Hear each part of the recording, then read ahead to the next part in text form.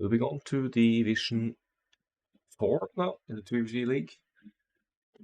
It is Plebuchets versus the Strange Uncles.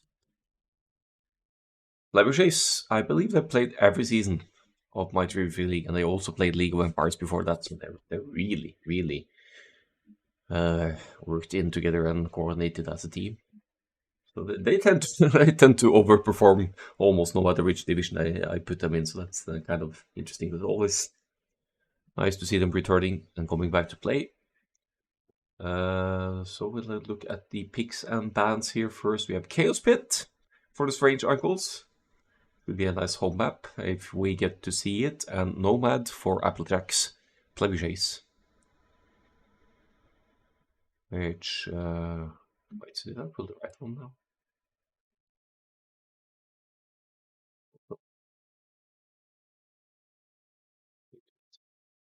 I'm banning down to the neutral starting map.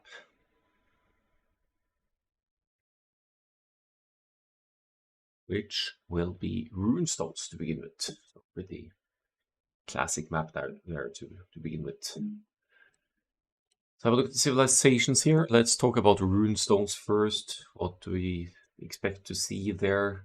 We could see Berbers for an early Castle Age. Knights Camel Power Spike, but then again Berbers could be handy on Chaos Pit for several reasons as well, with the faster moving villagers and like that. But Chaos Pit is more of a Frank's map as well, since there's double berries. Kind of one you will go for there. We have Romance drafted, that's a fun one. What's that gonna be for then? Don't really see them as Runestones are aggressive, so but yeah, let's see. Runestones could be Inca's flag, could be Frank's pocket, but you need those for Chaos Pit, so let's say Lithuanian's pocket, Inca's flank, and we need something to go on the flank side as well. Maybe they have some interesting plans here. I guess it has to be Portuguese or Koreans on flank for a proper ranged archer stiff on the side, unless you want to go bonkers with something else. Both of these, all three of these, good nomad civilizations as well. Applejack has to be Britons for Runestones. For Plebuchets, I would expect Ethiopians as well, to be honest. Dravidians for nomad. Oh, it could be Britain's Mayans for Runestones actually. And then what's your pocket gonna be? Yes, it has to be Teutons then, because you want Persians for nomad, you want Magyars for Chaos Pit. So Britain's Mayans, Teutons, although Teutons are on the slower side. But I guess let's just dive into it and see what's coming.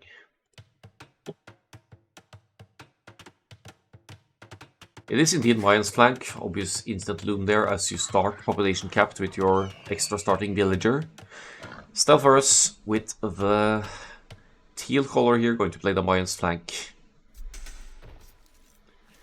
That is close to the TC, but now already kind of blocked a little bit by a house there. That's a bit unfortunate, because you probably want to place the mill here. And then yeah, it's just going to be a bit awkward. Gold spots seem forward-ish as well, but nothing too crazy. This one is horrible, it's so far away. But there's a semi-back 4-tile gold there to flee back to if you need to. Lions, cheaper archers, access to Eagle Warriors, Eldorado for extra hit points on the Eagle Warriors. So, though not often seen in team games on these maps, the Lions could go for Eldorado Eagles for raiding and anti-archer purposes. In the pocket, we have Applejack as the Magyars. So I was expecting to see Magyars for Chaos Pit, because the scouts are cheaper and you don't have access to gold early on Chaos Pit. But here they are in the pocket for Runestones, which is obviously fine as well. Good scouts opening. And 15% cheaper scouts as well. Helps the early massing of scouts. Joey Puravida with the Britons here did get nerfed their team bonus a couple of patches ago. It's a while ago by now. So now the archery ranges team bonus, they only work 10% faster, not 20. It's still useful bonus for team games, and it is going to boost the mine's production by 10% as well, which will stack well with their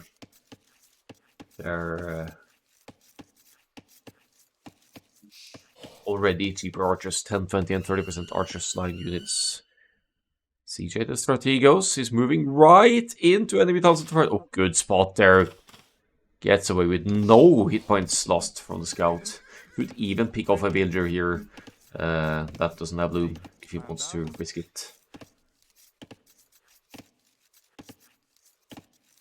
So yeah, that's Britons for Joey Puravida. Britons Mines, very strong flanks combination here for the two of them.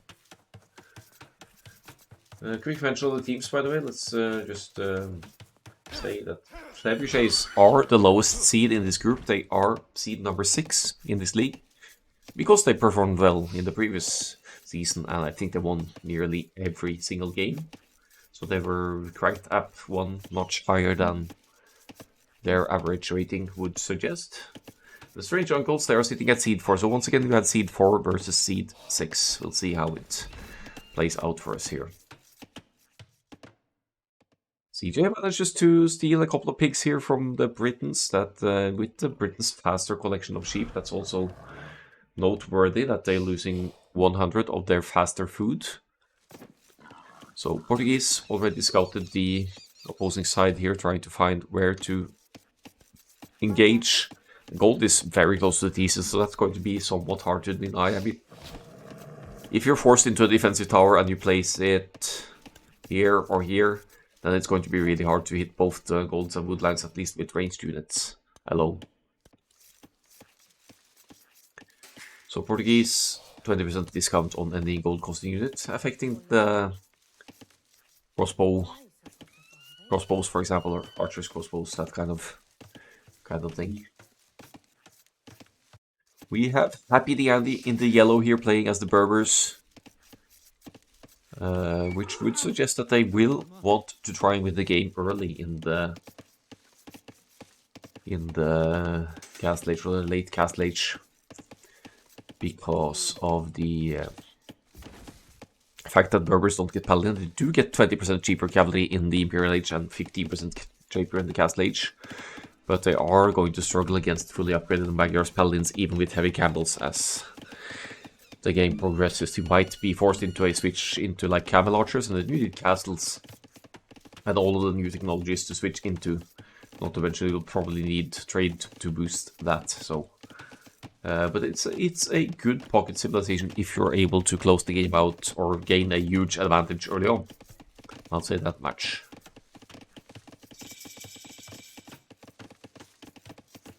We are playing against Team Warden colors this weekend, that will be that side, the Strange Uncles. Oh yikes, I didn't set the names. Ah.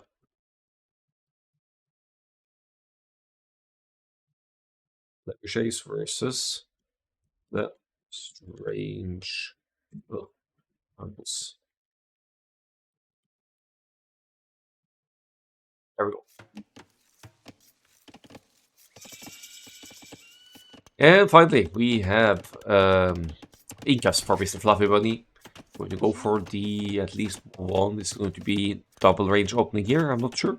Wood situation seems a little bit on the short side. Incas save a little bit of wood because they only, well, their houses house more population space.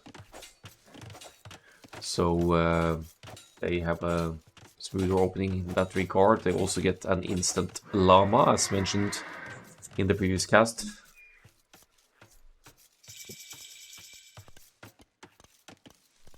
Whole team has the better saves meetings. Yes, 100% they do. They have one of the strongest flank pocket combinations in the game for sure, except for Magyars not really getting an early eco bonus too. So there might not be the strongest early game pocket civ. But as the game progresses and if it goes into the late game, for sure the Magyars benefit here. Oh, that's dangerous.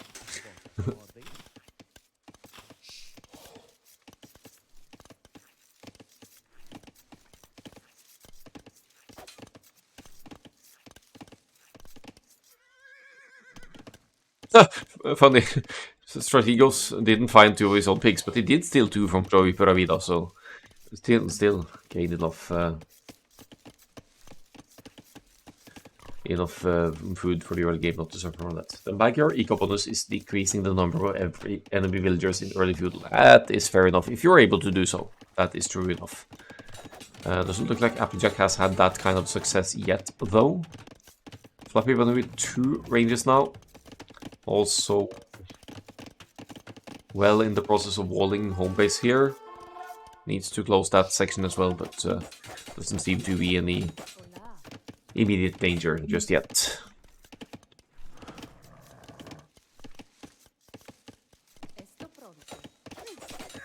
He's sneaky, but Scout goes down for Applejack here.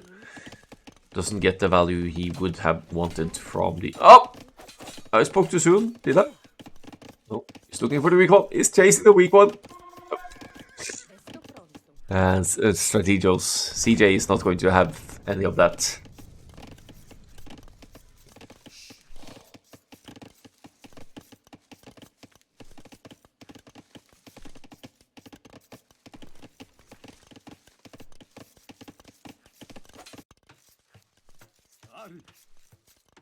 Decent chunk of archers out for Mr. Fluffy Bunny now. Stealth for us, only 5 archers for the time being. Double ranges, yes, but struggling a little bit from house situation here. Scrapping up a house to the left side there, so... But yeah, falling behind the numbers due to being housed, and as a result, we'll be facing larger army numbers from Mr. Fluffy Bunny. However, Eagle Scout on point here to significantly delay the blacksmith of the orange player. So neither of them will have... Hold up, Mayas have fletching impact, but I don't think the numbers are large enough here for Stealth for us to benefit from the fletching advantage here. Mr. Fluffy Bunny gets some juicy engagement in there and already has an 8-2 KD. Will snipe another villager, most likely. There we go. That's... Well, I say another, but it's actually the first villager being sniped. And finally completing the blacksmith as well, so eventually fletching will be in here as well. But now going to guard, that's gold. I wonder if Mr. Fluffy Bunny has the back gold scout. It doesn't really. But Stealth for us has to be incredibly patient with massing the numbers at home base here now before engaging, because Mr. Fluffy Bunny is with such a good army mass and placement here. Army cleanup is brutal, it is indeed, but the overall situation is dead even in the economy, and the villager situation isn't uneven by any means either. It's harder to deny CJ's gold here, because it's behind the town center and it's walled cleverly.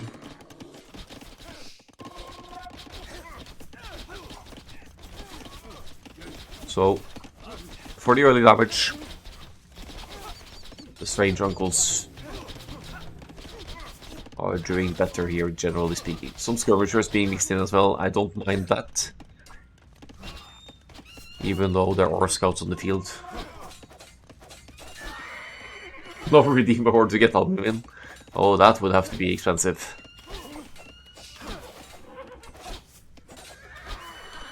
Besides, you used your quota the last season anyway.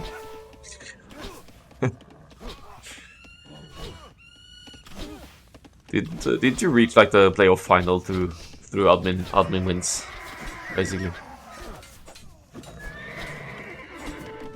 It's not your fault though. It's the other side.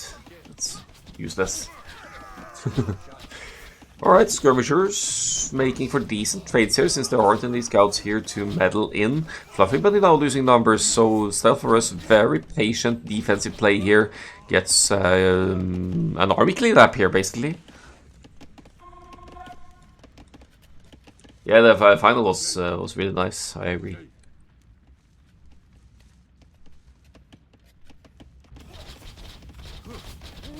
Double palisades over on this side, could even make a third layer over here.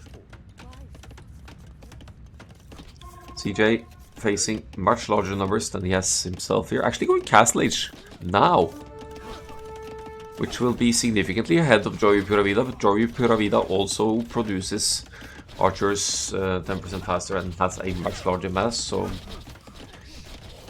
with only one range to produce from here for CJ, it's still going to be a bit of a rough fight against Britons here, but they're not getting in, so there's that.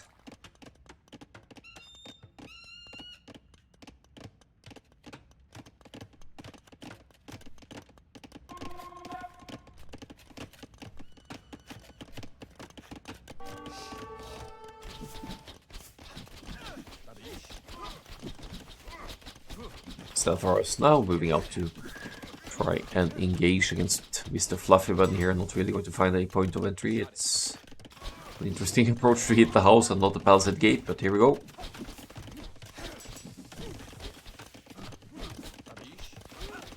Forcing a reaction from the orange player here now. Having skirmishers mixed in could be a good thing, but Happy Andy is here with the scouts now. That means that the skirmishers would be going down like nothing over here.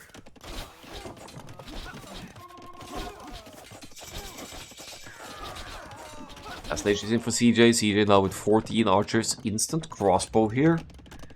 And a third range coming up as well.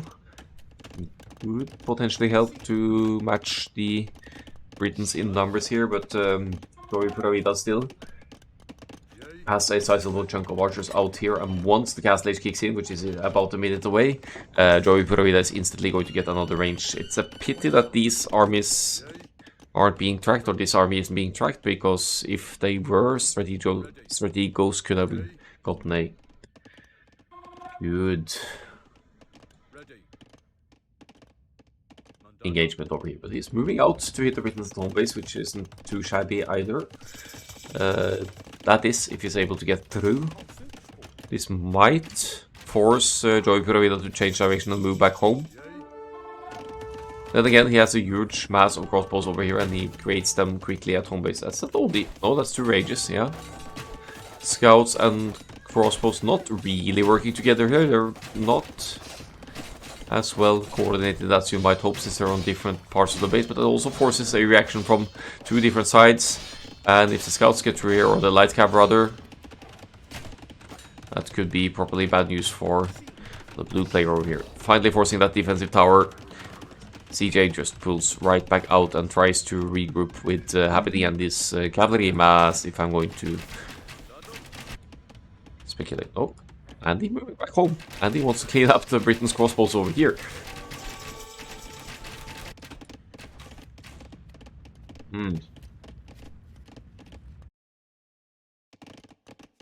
Just a Fluffy Bunny extending the walls as well. Already thinking long term about raids, and I would say trade, but trade would have to be on from these corners.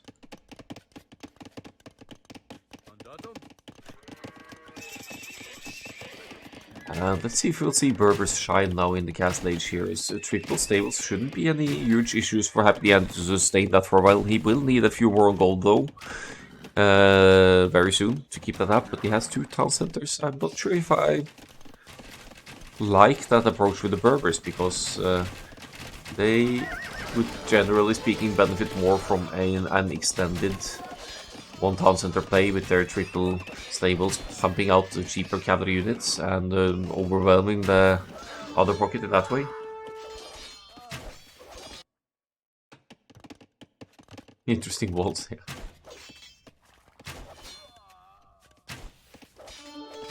Plebuchets now going into boom mode, 3 town centers for both Applejack and Stealth for us here. We'll see if that translates into a continued economic lead here. They're about 10-15 villagers ahead at this point, but that could quickly change. CJ going in for the Plebuchets side again. Only 7 crossbows for Joy Pura Vida. So if the Strange Uncles get in here, that could mean massive damage to the Plebuchets side on this flank. Defensive siege workshop coming up now. I like that. When you're lacking the crossbow numbers, you need to get some juicy mangonel hits in. CJ doesn't really know that weak spots are over here with the palisades. Rune stones, more like ruined with stone walls.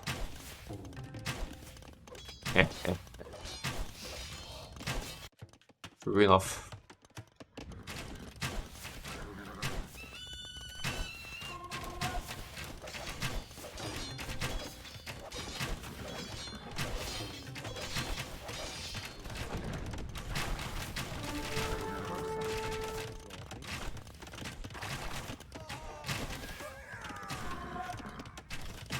And we're in. Happily ended with the cavalry mass and the crossbows of CJ here. This could be the end of CJ's opposing flank here, Adam. Joey Pura Vida, only one on center, one defensive tower, not lose massive amounts of units here. Economic situation still looking surprisingly similar, but if you have the Britain's players defeated, you completely eliminate the extra range of the Britons. Orange is suffering from some raids at home base as well. Yeah, but it's got some crossbow mass to deal with that. It's a 2 vs 1 on the right hand side as well, so there are some simultaneous raids going on here. And as you can see, the Britons is struggling a lot more here, all things considered. It's good raids from Plebuchets over here, but Mr. Fluffy Bunny has only lost an incredible 3 villagers here, whereas Joey Pura Vida has lost 31.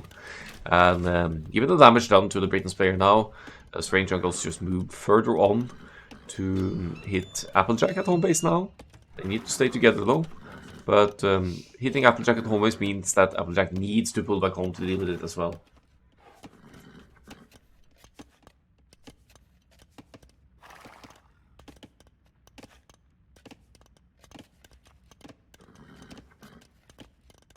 It's a bigger number than 3. Yes.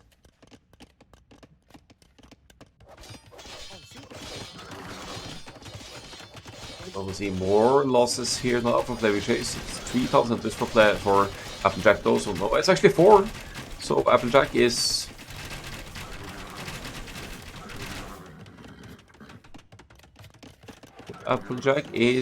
going to be in a good position to replenish villagers as they get lost through raids here, but it's still a huge army to deal with all on their own.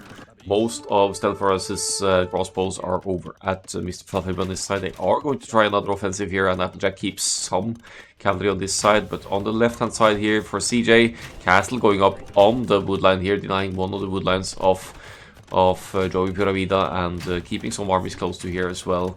Just not going to allow Brits back into the game. 29 builders only for the blue player.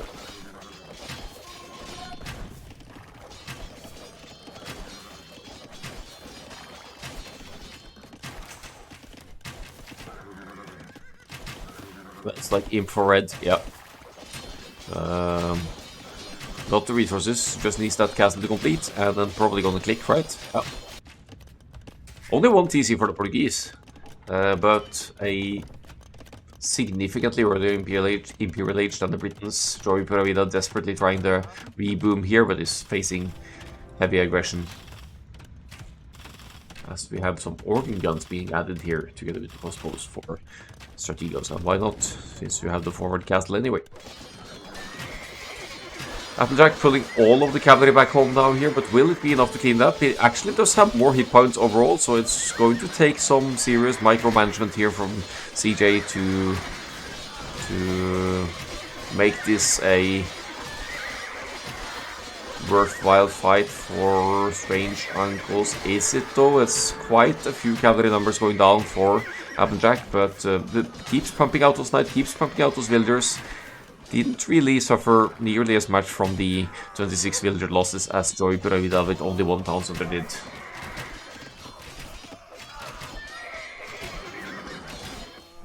That is indeed a lot of crossbows down before Imperial Age for CJ. Triple range still producing the crossbows though. Fluffy Bunny with 58 crossbows as well. Not quite close to the Imperial Age yet though. But now back for the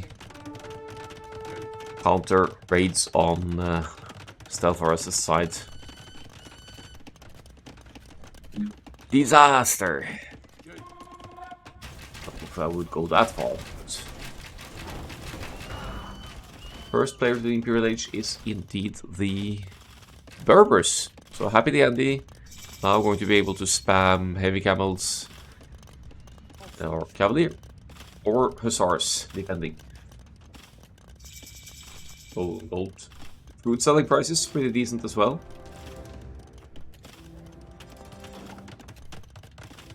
I've only seen some siege weapons now from Strategos.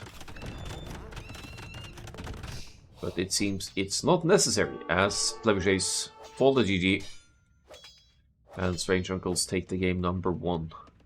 Probably feel like they are a bit too far behind here. Yeah,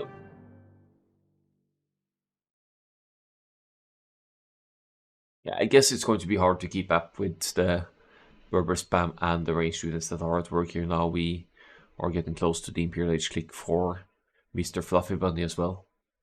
And I did take significant eco losses after all. Means we're going to see Nomad next, and Happy the Andy passionately hates Nomad for team games, to my recollection. So that should probably be an interesting one.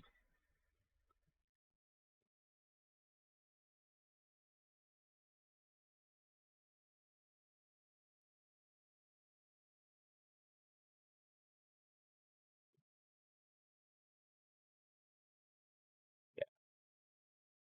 2-1 KD there for the Berbers. Generally speaking, didn't feel like that all of the game, but much on the positive side, the KD for the Strange Uncles. Looks like Andy got away with a... Did he ever lose villagers? He didn't lose a single villager all game, so Berbers uninterrupted there at home base. 2 players in him for the Strange Uncles.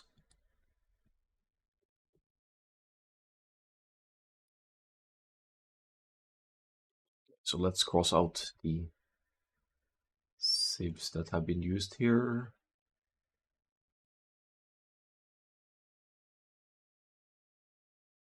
There we go.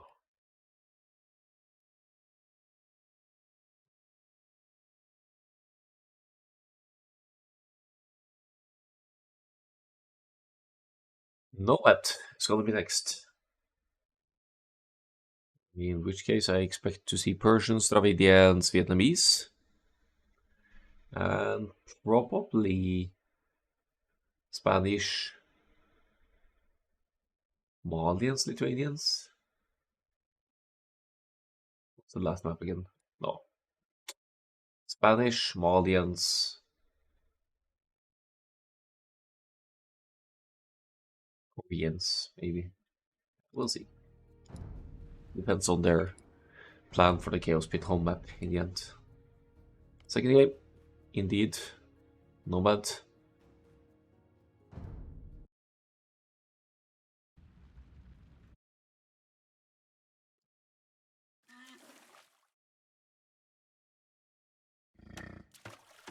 Oh, interesting dock there for Stealth.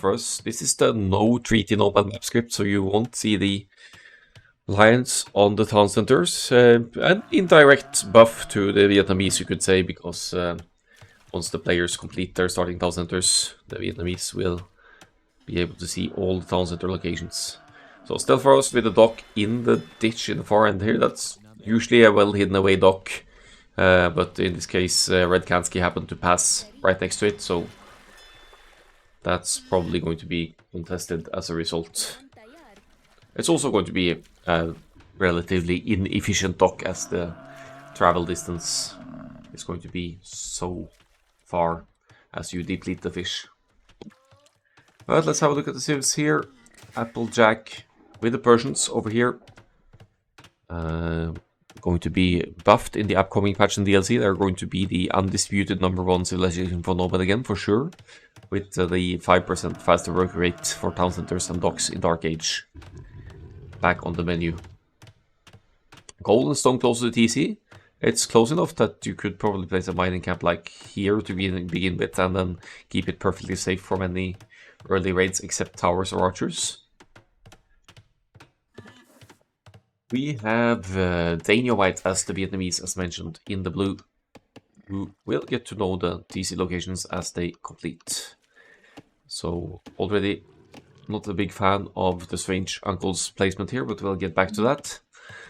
As we see Stealthers with the Dravidians. Why Dravidians? Because their docks provide +5 population space as a team bonus. So, and of course they have their wood bonuses as well. 200 wood granted once you reach the next stage. So the Dravidians should be one of the civilizations to contest the water for their team here.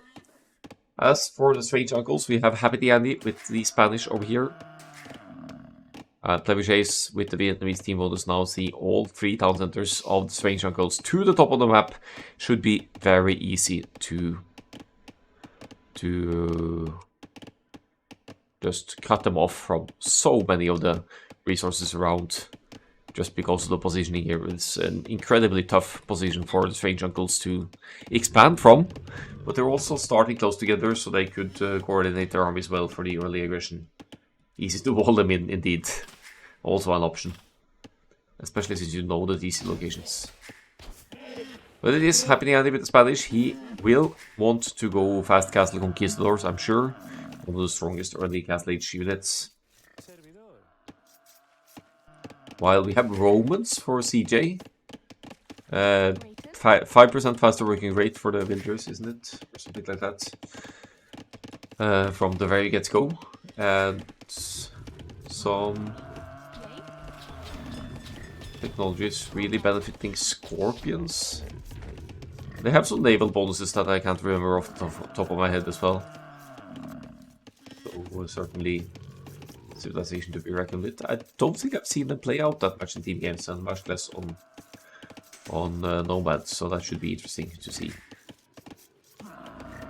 The docks are pretty far away here for Strange Uncles, so Happy Andy is on his own for quite a while here. But he might also get a relatively free fish boom here, as the closest dock is still for us far away in the corner here. But green and red quite close to each other. Malians there. Malians usually contest water a bit as well. And Strategos and Daniel White over here as well. Romans galleys definitely stronger than Vietnamese galleys, so this should favor the Romans. Now, as far as Nomad games go, there's not going to be much more exciting happening in the Dark Age, so let's just speed it up a little bit. Pretty decent early scouting from the Strange Uncles here, although they have had a rougher start economy-wise. They were later up in the town center, so they were already behind in overall economy. Still making more fish for Plebuchets. They're going big on the fish production here, which could be a huge setback economically if they aren't able to win water here, but they are also earlier to the feudal age overall. With Applejack already producing the Persian galleys out of 2 docks. What's the naval scout like? He knows about red docks, so that's going to be the first hit. Red dock for Red Kansky, fittingly enough.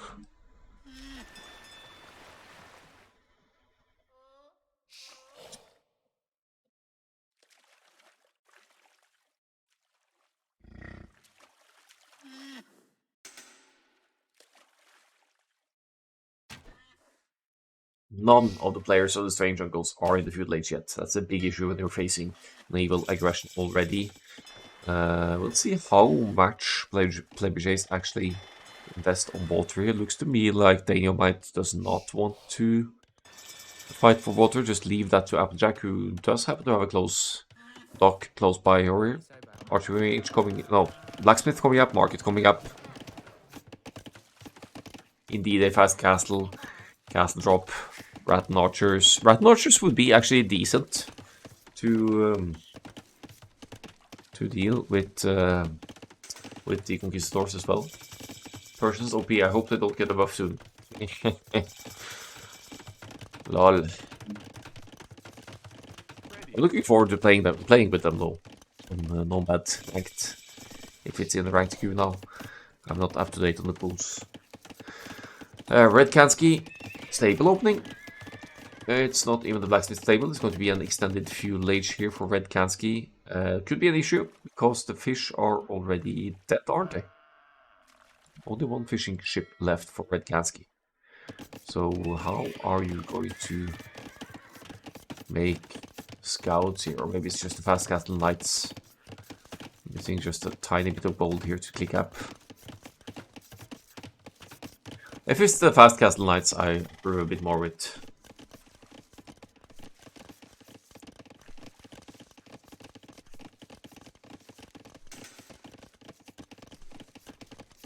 On the 31st. Oh yeah, 31st. October 31st. You'll always... the pup is live as well.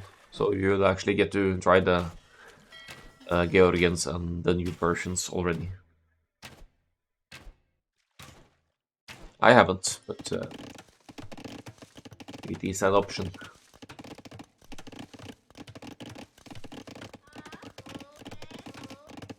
Yeah, but they disabled it and then they enabled it again after a quick fix. Because usually, no, it should be back up. There was a news update this night or this morning or something, and it was back. So Red Kansky indeed making at least one scout here. Maybe it's just for scouting purposes, and some mind games just to force a reaction. There was actually a weak villager here to snipe as well. I think they're actually looking for scouting relatively close to the shoreline, so might be looking for where the strange uncles have their docks. No, where Plebuchets have the docks, sorry.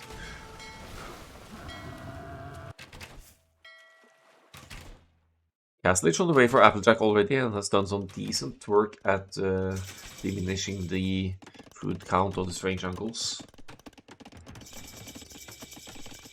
So what's it going to be for stealth for us? It's going to be the Dravidians' elephant archers here. I don't really see them having lots of options on land for Nomad. Their stable is non-existent. But they do have armored elephants and siege elephants. And when they get to the fully upgraded elephant archers, they are almost invincible. Hello there! Says the Belgian. Castle foundation. Yeah, there we go. Spanish castle going up for Happy the Andy. Bad news for stealth for us. Is it within range of this one? Where do we have the...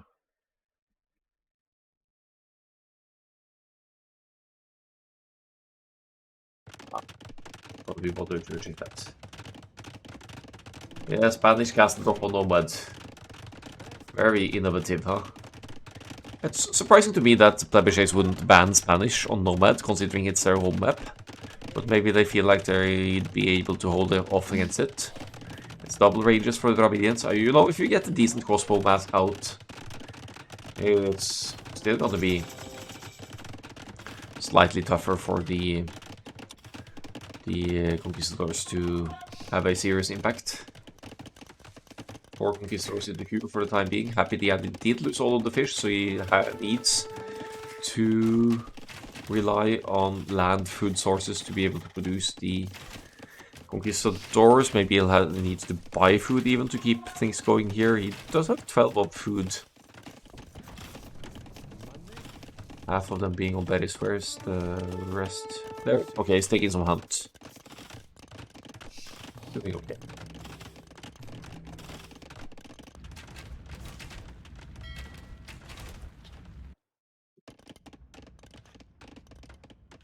Seems like Plebuchets are in full control of the water, but Stealthers should already be thinking about relocating here, because this is just not going to be sustainable for long with the Knights Conquistador combo. Strong army combination here for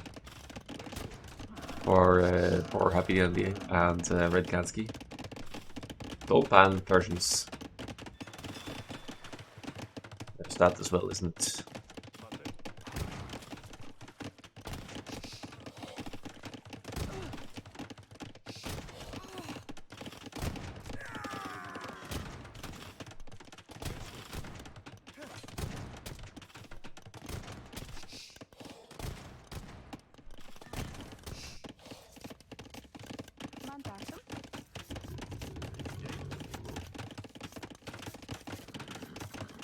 defensive castle for CJ here with the Romans. Got some knights to protect it just in case as well. The strange uncles are allowed to expand here, surprisingly enough. So even though they've lost water, they are gaining some advantage on land with their...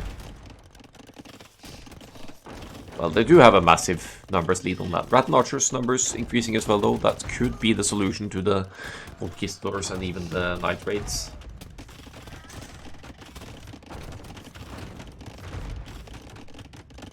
Boost Centurions, boost allied infantry, or just your own boost function, actually. But it makes sense if it's only the only infantry, because it's a rather Roman-specific bonus. Only fletching for the Rat and Archers, but it does seem to work out after all.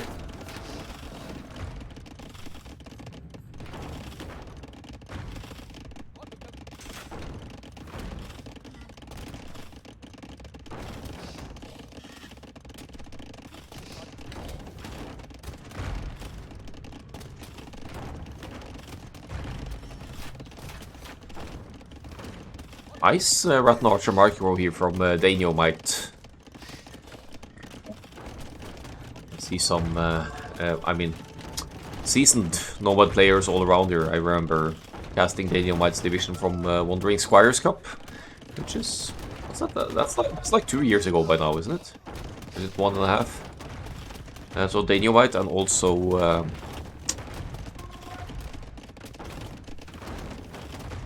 yeah, I don't remember the other name, but another player 2 years ago. Yeah, another player who was in the same division.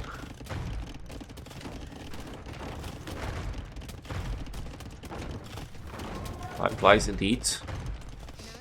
And there are pros and casters saying, or indicating that 2024 is going to be a good year for AOE2 again, so certainly looking forward to that. We had announcements of announcements for a while as well, so it would be interesting to see what the 19th announcement after the final today is going to be. Make AOE2 great again. It was never not great, I tell ya. Still no Bodkin for Daniel White though, so that's unfortunate. I would almost encourage using the market at this point, or at least spend wood more consistently, wood and gold.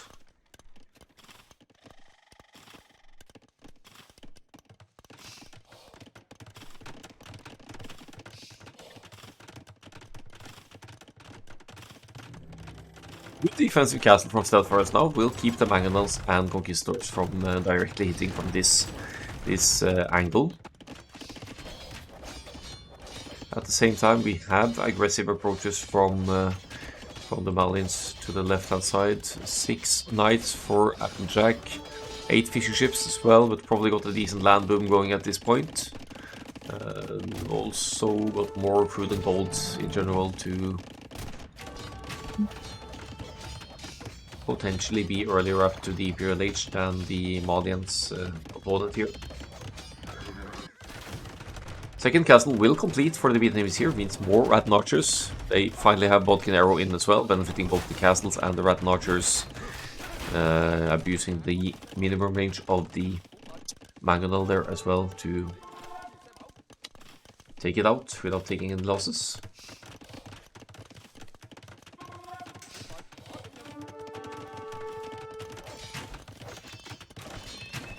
More stable for the Malians now, another town center to secure the gold as well. I like that, keeping the base compact and safe from raids through slow and steady town center expansion. Stealth are us also made an attempt to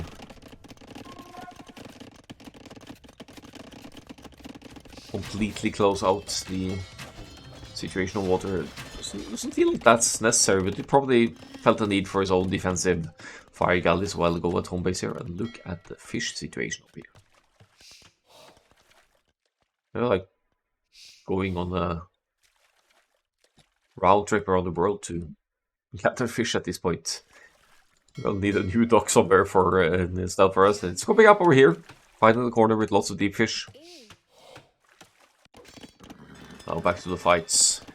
Cavalry numbers comparable between the Malians and the Persians here. Imperial Age is kicking in as well. Romans going imp.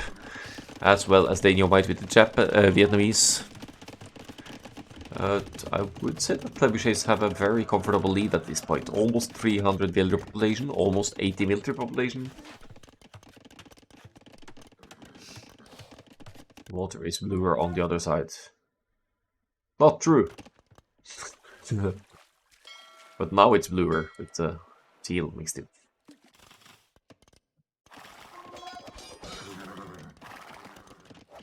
It's a good wordplay on the grass is greener on the other side. Right, we should see the Imperial Age tick for the Persians as well, ahead of the Malians as expected. The food situation of Red Kansky not nearly there yet, although the land economy is looking decent enough.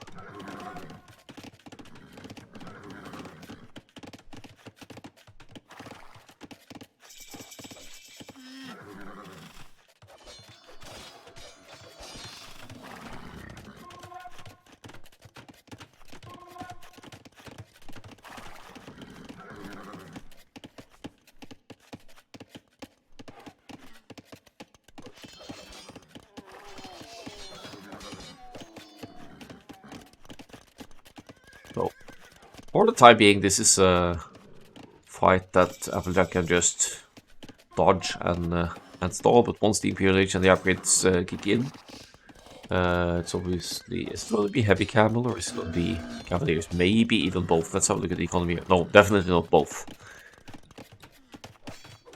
I think we'll be going with the cavaliers then.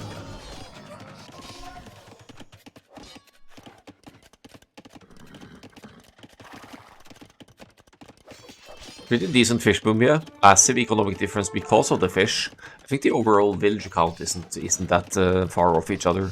Still more villagers for Plebuchets, but nothing too crazy. But it's also the starting decent position that's really working out for them. I don't understand why strange uncles all settle up in the north. I'm going to have to look at the starting villagers again to see if it's if the RNG just had everything spawning for them in the north.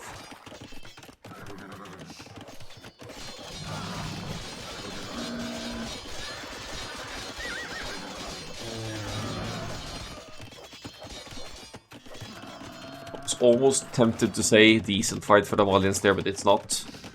And Imperial Age upgrades coming in there, Cavalier and plate parting armor for Applejack. Red Kansky it does have a castle, so he could get Farimba if the economy allows it in the Imperial Age, but that's probably not going to be the first priority here. Who has Iron Casting? Iron Casting on the way for... Right, yeah, Applejack has had Iron Casting, yeah. And he's had the better numbers as well, so...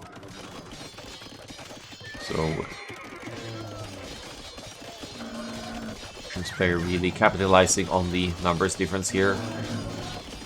Keeping the numbers ever increasing. The Malians committing completely to the camels. Farimba camels could still be decent here. See the Romans castles popping up here as well. It's going to be the heavy scorpions. That's a pretty dangerous death ball if you can get to the full upgrades and all. But oh, great hit from the bomber cannons. Great hits from the bomber cannons here. What? That hurts. Already takes long to mass heavy scorpions, not to mention your vulnerability before we can get there.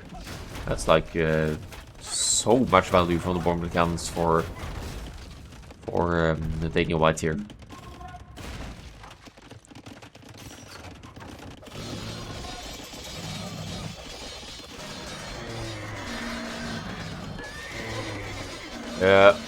So fighting an uphill battle here for Red Kansky. Still not in Imperial Age, losing all of the camels entering the Imperial Age here now, leaving Applejack with a massive military difference lead here. One villager in this castle. Not even quick walling it. Yeah, that's what happens when you try these ballsy moves. It's the get out of my game castle. With an obvious military lead now, almost 50 crossbows for stealth for us as well, with the Dravidians not going for the elephant archers over after all, but evening it out to a 1-1 here. So even with ballsy one villager castle not succeeding for Applejack, they are closing it out on their home map here. Winning water nice and early, making use of that to make more fish, at least for the Dravidians player. And eventually closing out the game on land.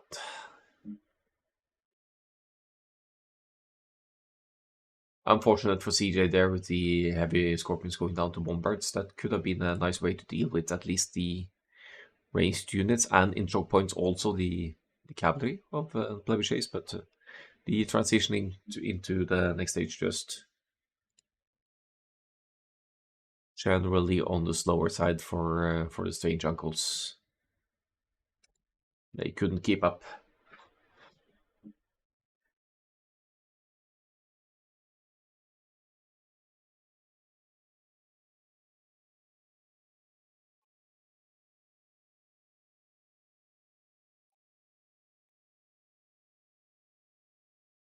Let's go to the draft before we dive into game number 3. It's just gonna be Romans, Malians, and Spanish losing on Nomad.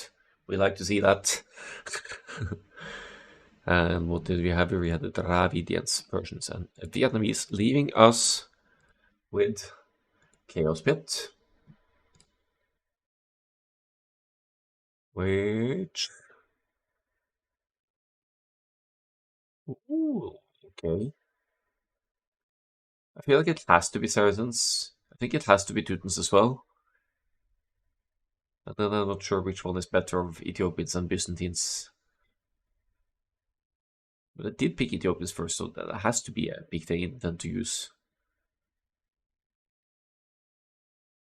Whereas for the strange uncles, Franks, berry bonus, definitely. Lithuanians extra starting food, probably as well. And the third one is a bit of a mystery, because Celts don't really get to go men at arms and towers. But they do chop through the woods faster, so they are kind of something you have to consider for Chaos Pit. But then the Korean towers upgrade instantly once you get to the next stage, and war wagons are always deadly anyway if you're able to pull off a castle drop.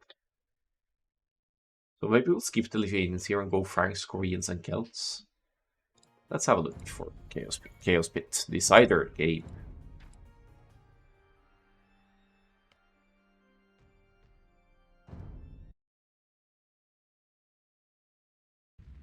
Be right back.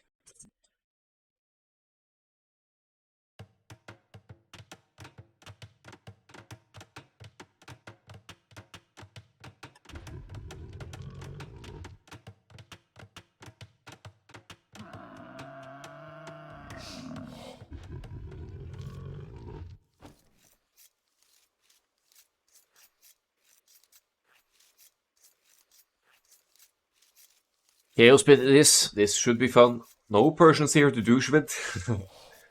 So they were spent for Nomad. But looks like we're already out, about, and blaming Strategos. Could actually try to push some opponent deers there, but probably would just be chased by the White Scout in that case. Take some losses, could convert some buffaloes here, water buffaloes. I don't know why there are water buffaloes on this map, because there literally isn't any water, but that's none of my concern. Persian douche is good on Chaos Pit, indeed. Uh-oh. Does manage to snag one water buffalo. That's properly bad news for the Inuite, to be honest.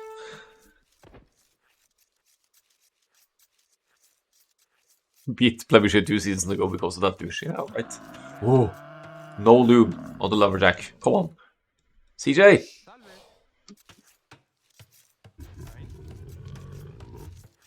It's not. Anyway, Strategos as the Celts here. Faster, lumberjacks, which means you'll chop through the woodlines faster and more easily get to the gold in the back here. Decent lumber camp placement. Obviously you can't know, but the golds and stones are close by when you get through here. You'd have to micromanage your lumberjacks to try to get through as soon as possible. So always keep an eye on those on Chaos Pit. And never place your lumber camps. on these woodlights. Unless you intend to play trash for ever. Happy the Andy with the Franks. And look at the Franks base spawn here. 1 mil in between all those berries. That's like jackpot Franks here. Amazing berry spawn. It can happen for some players on this map. You see, it doesn't happen for everyone, right? Franks foragers only 15% faster these days though, so it's not that huge, but oh, is that a nice meal, huh? I see him flaring it. Oh, look at this! Probably telling his teammates in voice chat how good that meal is. Fluffy Bunny with the Koreans, indeed, which smells like towers to me, and eventually castle drops and war wagons.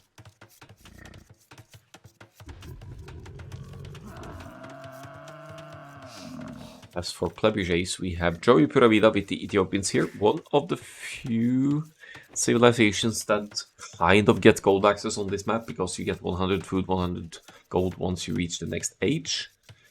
Which means that the Ethiopians could pull off a Men at Arms and Towers play, since they get that extra gold and will be able to afford the upgrade and 3 militia without collecting any gold.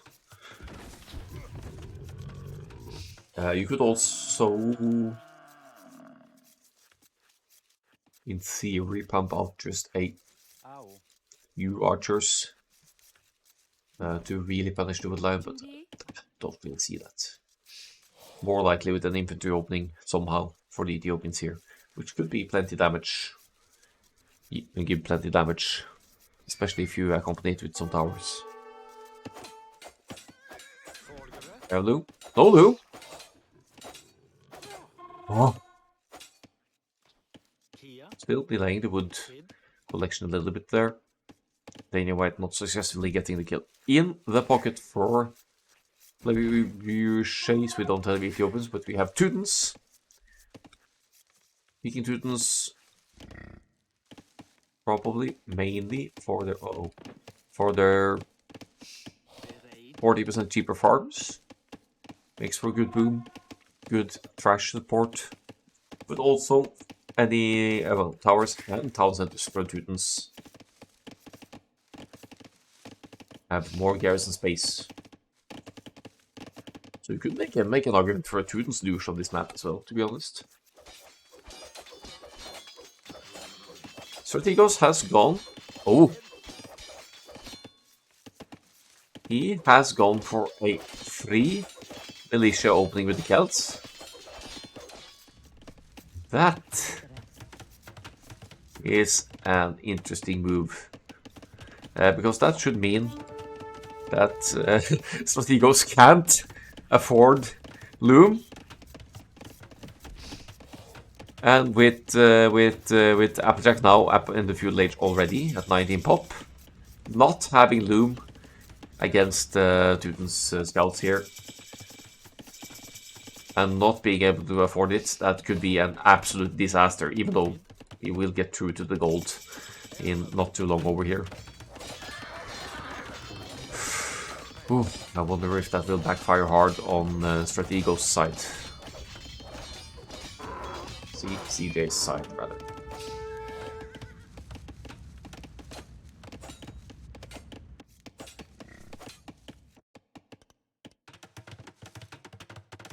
First tower going up from Mr. Fluffy Bunny here. I don't think Joey Piravida sees it until it completes. Here comes the second one, right on the stone.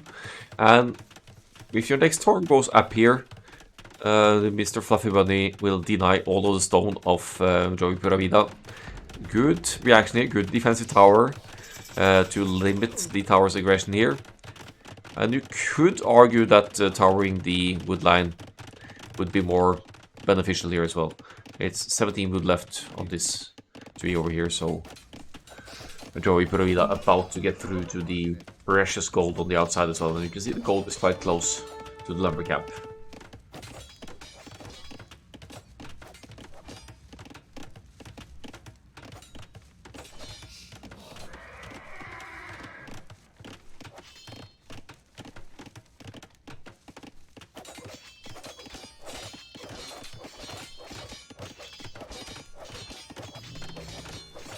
Sortigo's situation here. Did he lose any villagers? Not yet. Do they even realize that CJ can't make loot because of the 3 militia? Really should be hitting the Celts with all you got here with the scouts and whatever other unit here, because there's no loom and there's no way to afford it.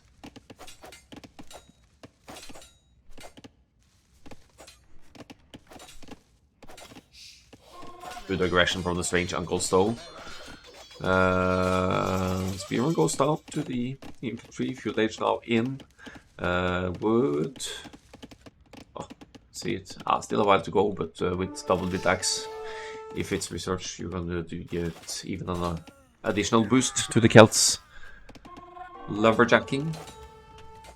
Fluffy Bunny.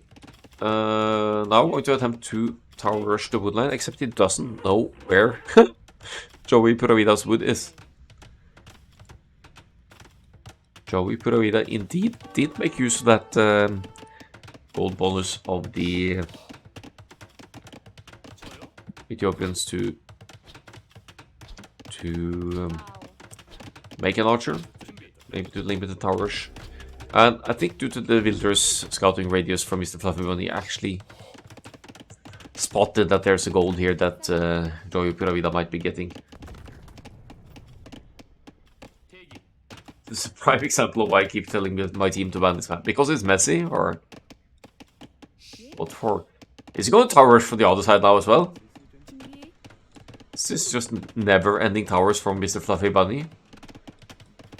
I mean, place your next tower here and you have some cover fire. Oh, because you'll do something like making 3 militia. Yeah, but CJ still hasn't lost a single villager, so I guess it adds up. Fighting trash versus Byzantines, though, I'm not sure about that.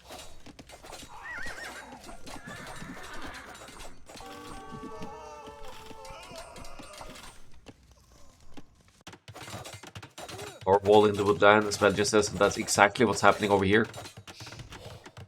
Smart move from Mr. Fluffy Bunny. Denying wood access for Joey Puravida. Or denying gold and stone access, I should say. As Joey Puravida moves on to the next one. But the... Oh! Clutch move from the scouts here. Andy! Andy! Wake up and smell the coffee! There we go.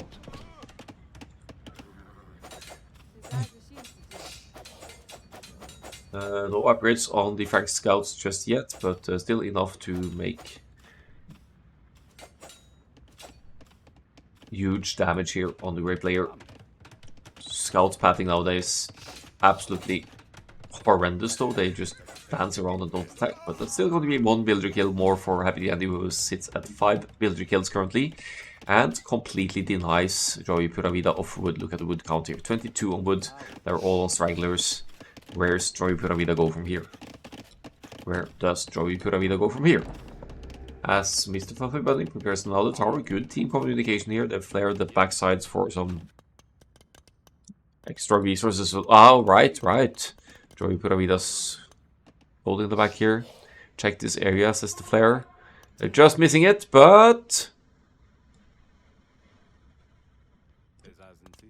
Oh, that's so unfortunate. That's so good for Joey Puravida as well to keep those villagers safe. That's 1 tile away from spotting these guys. Happy the Andy needs to be over here. He is going Castle Age though, as is CJ. So they're getting a good grasp of this game. Let's assume at this point that CJ has been able to... He still doesn't have loom!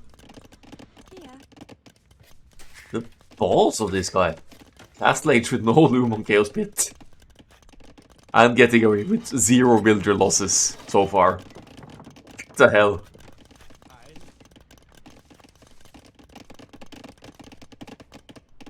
Incredible.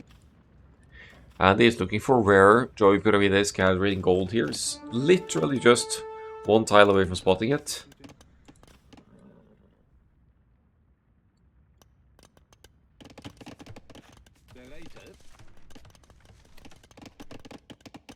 The other side, CJ is going to try to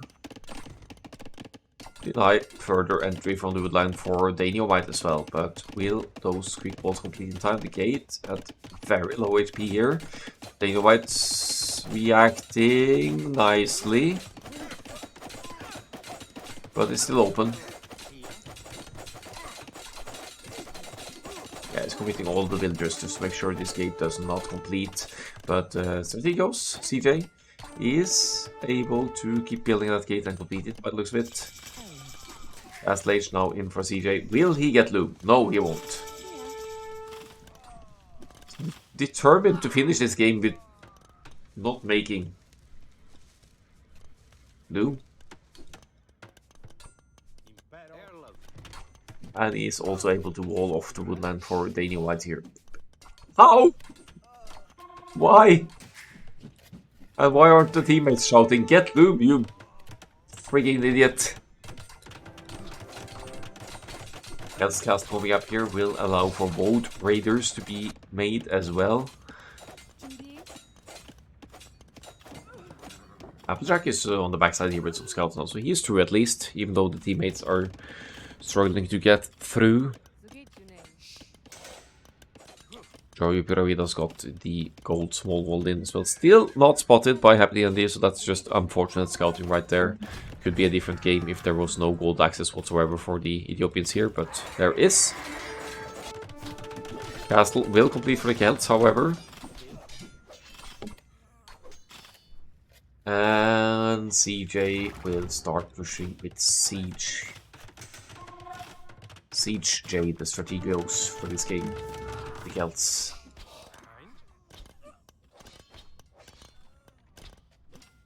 What's the strat? Like Scout Towers, Pocket Scouts? Yeah, at least. But then we had Byzantines here as well, so Daniel White went Skirmishers and Spears, whereas Fluffy Bunny went Towers to try and deny the players from entering the side area. Good strat by the looks of it. Still can't believe CJ still has no loom, but he hasn't needed it. Or maybe he has needed it now, because now he's lost 9 villagers.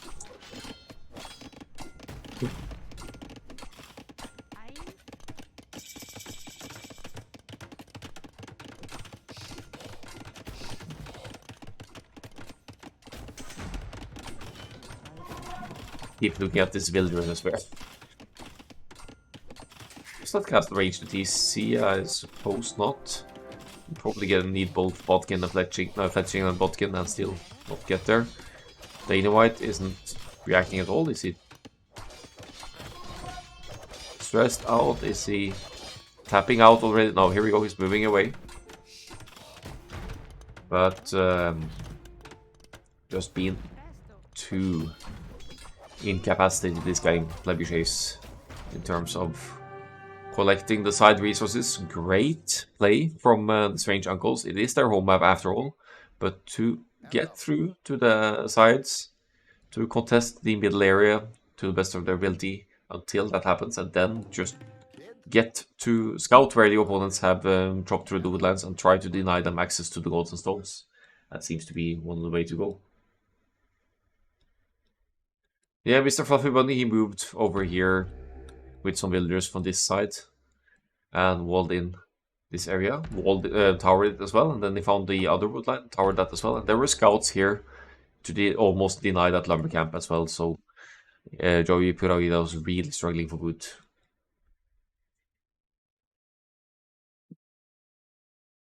Scouting could indeed have been better.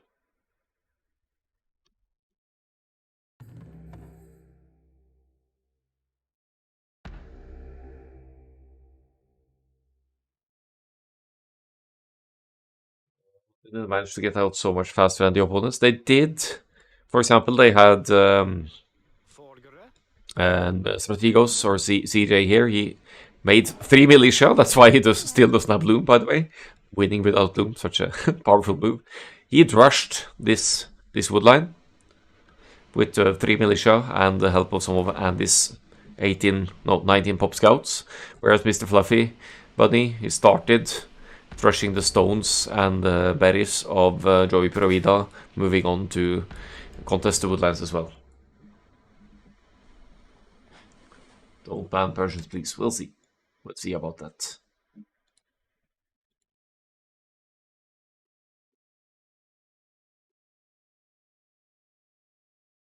Yeah, the woodland that got trashed was walled, but still when you drushed, I mean, and but still when you hit it continuously with villagers, at some point you'll need to start repairing to make sure they don't get through to you, and that's a drain on the wood as well. So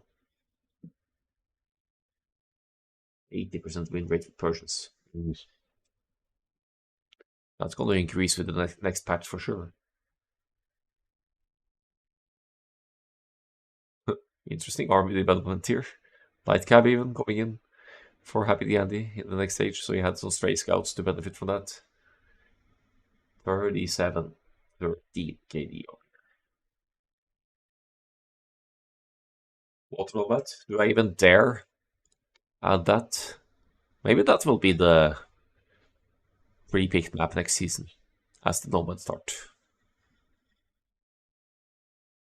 That's so chaotic. It's so hard to follow team games. Yeah, it did win the one vote one season, but it's been a while. So we could have it back in. We could have the Ultimate's counterparts in Water Nomad for full crazy madness. And that's just not valuable. And then have Michi as the counterpart. It's a slow ass, boring, closed map.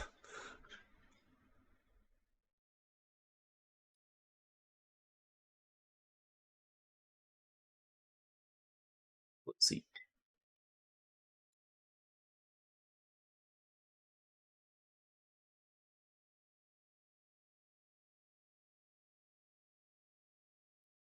Not a single villager lost for Happy Dandy during this game. Fluffy Bunny getting away with just a few as well. CJ eventually losing some because of not having loot. But that's it for Strange Uncles versus Plebuchets. Thanks for watching.